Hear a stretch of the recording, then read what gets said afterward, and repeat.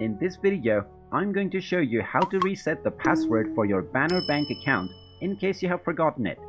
So let's get started right away. First of all, open up your web browser and then in the address bar simply type in bannerbank.com and press enter. This will now take you into the official website for Banner Bank. Now click on the sign in button from the home page and you will be redirected into the login portal.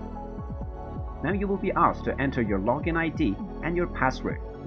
In case you forgot your login password, click on Forgot Your Password underneath the login button.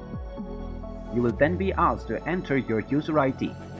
Simply type in the login ID that you set up while creating your account and click on the Submit button. Now after this, your information will need to be verified. So you might be asked to enter your credentials, including your account number and your social security number or tax identification number. After typing all of these details, you will be allowed to create a new password for your account. And after you create a new password, you can use your newly set up password to log in to your account along with your user ID. And there you have it. That is how easy it is to reset your forgotten password on Banner Bank. If you find this video helpful, make sure you hit that like button and subscribe to our channel if you haven't done so already. Also ring that notification bell to never miss another update from us.